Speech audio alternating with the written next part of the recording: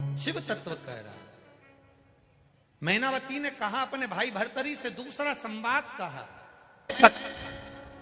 दुखी ना रहे। जो चला गया है महादेव क्यों लिया है, किस लिए लिया है, यह महादेव जान सकता।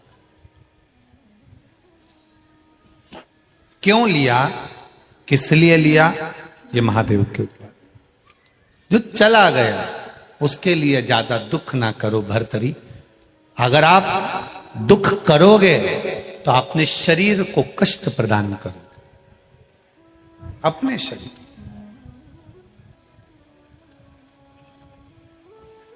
बहुत बीमारियां चल रही है, बहुत बीमारी है।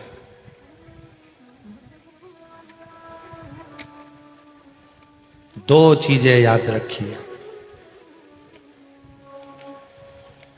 मुख पर मास्क लगाओ और गले में रुद्राक्ष की माला पहनो।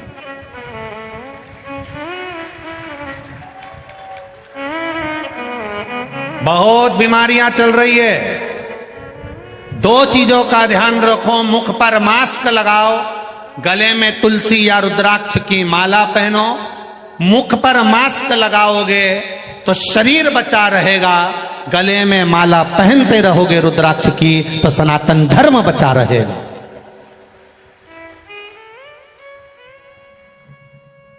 मास्क लगाने से शरीर बचता है, गले में रुद्राक्ष पहनने से विरोधियों के भी आंखें नब जाती है, हमारा राष्ट्र आगे बढ़ता। मुख पर मास्क हो और गले में रुद्राक्ष या तुलसी की माला हो। मास्क शरीर को बचा लेगा, एक रुद्राक्ष का मन का, एक रुद्राक्ष, एक तुलसी का मन का हमारे राष्ट्र को बचाएगा, सनातन धर्म को बचाएगा, हमारे धर्म को बचाएगा। पहचान हो जाती है, ट्रेन में सफर करो, ट्रेन में सफर करते करते पहचान हो जाएगी, गले में रुद्राक्ष पड़ा है, एक रुद्राक्ष तुम्हारे गले में पड़ा है तो लोग कह देंगे क्यों शंकर जी का उपासना करती हो, सीहोर वाले महाराज ने कहा था इसलिए रुद्राक्ष धारण करा है। सीहोर का है, उज्जैन का है, काशी का है, कोई ना कोई तुम्हारे रुद्राक्ष को देखकर बोल देगा। तुलसी की माला पड़ी है, कोई देखकर बोल देगा। गले में सोने की चेन पड़ी रहेगी, कोई नहीं बोलेगा। हार पड़ा रहेगा, कोई नहीं बोलेगा। हीरे की नेकलेस पड़ी रहेगी, कोई नहीं बोलेगा। पर जिस दिन तुमने माथे पर तिलक लगाया, त्रिपुंड लगाया, तो कोई भी कह देगा ये उज्जैन से आई है, ये महाकाल की नगरी से आई है। केवल त्रिपुंड देखकर पहचाना जाता है, रुद्राक्ष देखकर पहचाना जाता है। तो दो चीजें अपनी चित्त वृत्ति में उतार कर रखना।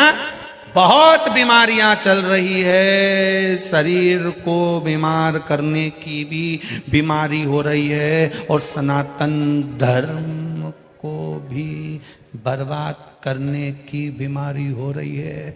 बहुत दीमक लगे हुए हैं, जैसे कोरोना छूने से हो जाता है वैसे ही ये विधर्मी भी धीरे धीरे धीरे धीरे कोरोना जैसे प्रवेश करते जा रहे हैं। इसलिए मुंह पर मास्क, गले में रुद्राक्ष की माला सनातन धर्म और शरीर को बचा लेगी, यह निश्चित है।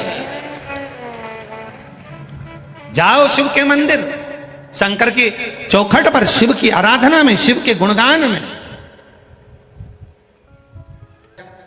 बच्चा कहेगा मां शंकर के मंदिर क्यों भेज रही है, मां शंकर के मंदिर क्यों भेज रही है। यह प्रश्न देवराज ने भी अपनी मां से कहा था।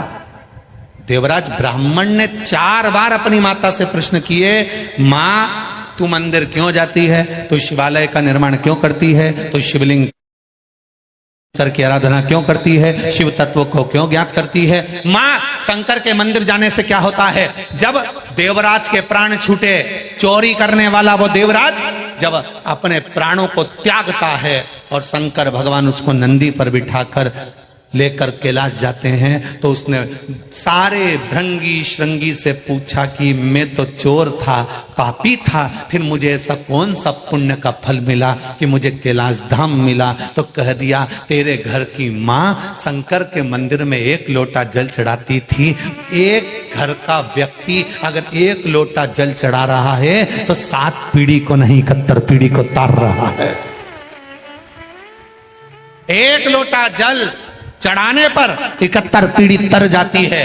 घर के एक एक बच्चे को कह दो शिव मंदिर जाओ, शंकर की चौखट पर जाओ, एक लोटा जल चढ़ाओ। क्यों चढ़ाओ? उसका कारण है, आज माता पिता हैं, घर के माता पिता बुजुर्ग होंगे, बुजुर्ग होकर एक दिन चले जाएंगे। सब जब चले जाएं तब एक माता पिता जिंदगी भर साथ निभाते हैं, और वो मेरा देव अधिदेव महादेव है। आपने जो जल चढ़ाया है, जिन हाथों से शिव की आराधना करी है, वो हाथ मेरा महादेव पकड़ लेता है, फिर वो हाथ मेरा महादेव छोड़ता कभी नहीं है।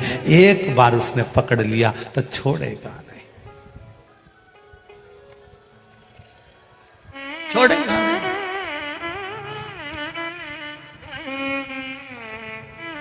सारी समस्या का हल होना चाहिए। और आप ही 50 बार लोगों से कह सकते हो, करो भजन, करो स्मरण, फल देगा। भर्तरी मां की गोद से उठा, राजा भर्तरी जब माता की गोद से उठे और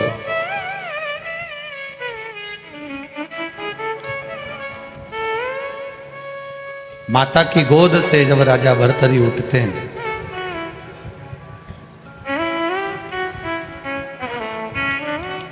बैठे, बहन ने अपने भाई राजा भर्तरी से कहा, भैया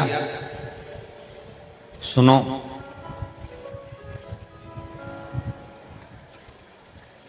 या तो राष्ट्र की सनातन धर्म की रक्षा के लिए आप सिंहासन संभालो, या फिर अपने इस मनुष्य देह को, जो मानव का शरीर मिला है, इस देह को परमात्मा में लगा।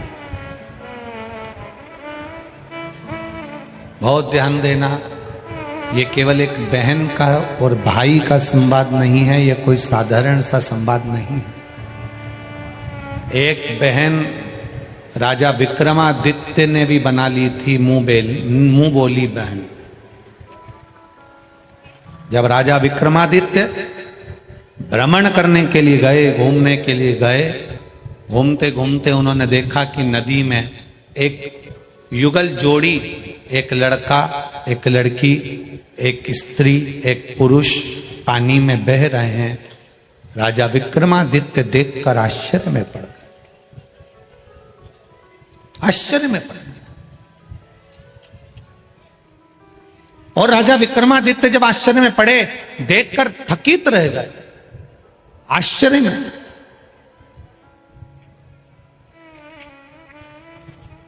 थकित।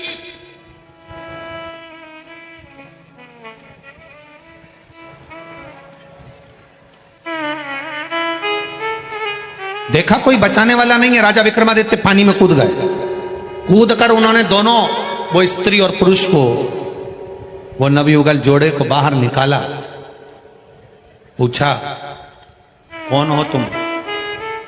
दोनों ने कहा, हम एक राज्य के युवराज और ये बेटी हैं, राजकुमारी हैं। अपने माता पिता और परिवार के साथ में नदी में भ्रमण कर रहे थे। तेज पानी का बहाव आया, बवंडर आया, उसमें पानी में सब हमारे परिवार चले गए और हम दोनों तैरते तैरते यहां पहुंच गए, आपने हमें बचा लिया।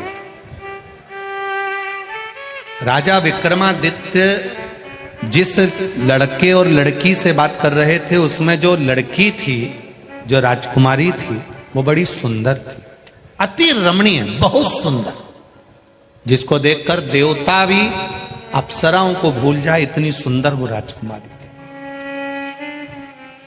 इतनी सुंदर राजकुमारी, जिसको देखकर देवताएं भी अप्सराओं को भूल जाएं, इतनी सुंदर वो राजकुमारी का जब दर्शन किया और उन दोनों को लेकर राजभवन में गए। राजभवन में जाने के बाद सारे साज सजा दिए गए कि आप यहाँ निवास करो, भोजन करो, पानी पियो, आनंद से रहो। मना नहीं, आपके राज्य में हमें भेज दिया जाएगा।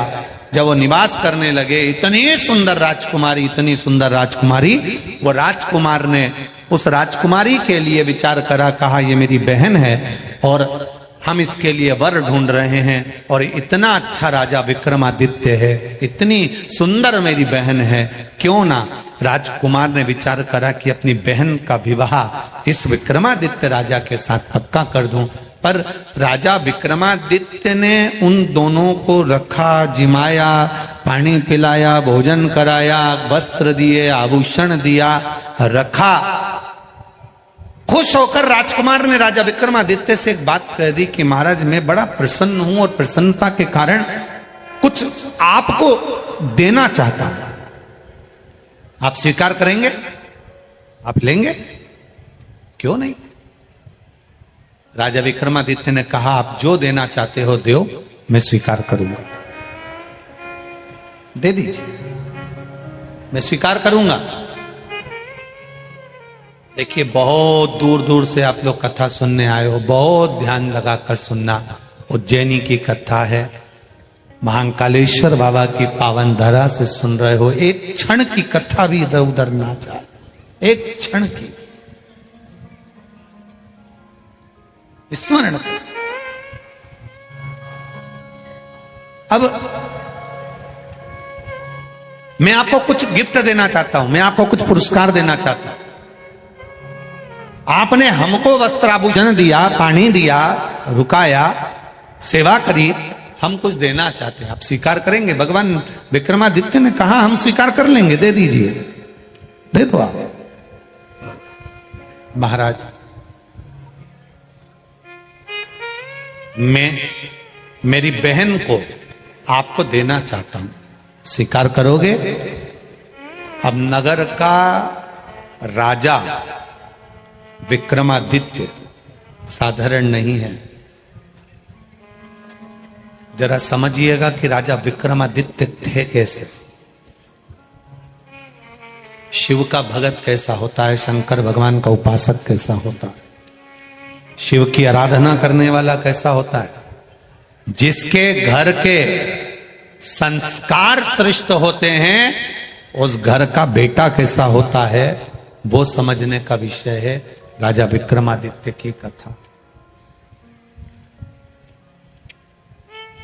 ये शिव महापुराण की कथा मुझे दिया, मैं स्वीकार करता हूं, आज से मेरी ये बहन कहलाएगी,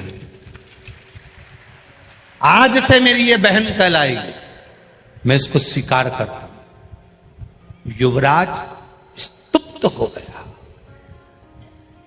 जो अपनी बहन का प्रस्ताव राजा विक्रमादित्य को देता है वो स्तुप्त।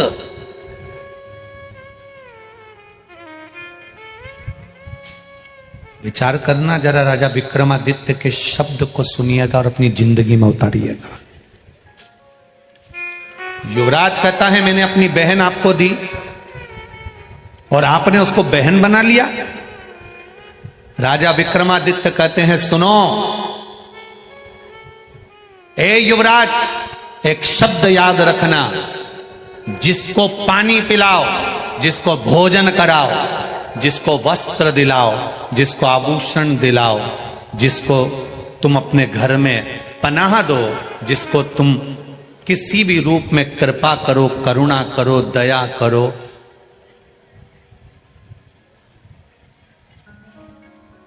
उससे कुछ लेने की आस छोड़ दो। और अगर कोई दे भी रहा है तो उससे वो रिश्ता बनाना जिस रिश्ते की पवित्रता हो, उस पवित्रता के रिश्ते को लांछन ना लगे। एक व्यक्ति अगर एक बहुत विचित्र बात करें, शायद दुनिया के लोगों को ये बात बुरी लग जाए, और वैसे भी सियोर वाला महाराज बुरा है, लग जाए तो लग जाए, पर सुन लो तुम, चाहे दुनिया के लोगों को यह बात बुरी लग जाए, और लग सकती है, कईयों को लगेगी ये बात बुरी और लग जाए। राजा विक्रमादित्य कहते हैं अगर किसी को पनाह दी है, किसी को पानी पिलाया, किसी को भोजन कराया, किसी को शरणागति दी है, किसी के लिए तुमने कुछ करा है, तो उसके परिवार के व्यक्ति पर तुम्हारी गलत दृष्टि नहीं होना चाहिए, अच्छी निगाह रखिए। अब दुनिया को देखिए, दुनिया की दृष्टि देखिए। अगर एक व्यक्ति किसी को उधार पैसा दे देता है, एक व्यक्ति किसी पर करुणा कर देता है, एक व्यक्ति किसी को नौकरी दिला देता है, एक व्यक्ति किसी को अगर थोड़ा सा भी काम कर देता है, तो उससे यह आशा लगता है कि इसके घर में बहन है, इसके घर में बेटी है, इसके घर में संपदा है, इसके घर में बेबहू है, इसके घर में बच्चे हैं, इसके घर में ऐसा है। कुछ लेने की आशा उसकी बढ़ जाती है। और राजा विक्रमादित्य का संवाद कहता है, भंडारे में भी अगर भोजन करा रहे हो, किसी को 2 गुलाब जामुन भी खिला रहे हो, अगर किसी को नुक्ति भी परस रहे हो, तो ये आस लेकर मत परसना कि ये मेरा पहचान वाला, एक दिन जब मैं जीमने बैठूंगा तो ये मुझे 4 गुलाब जामुन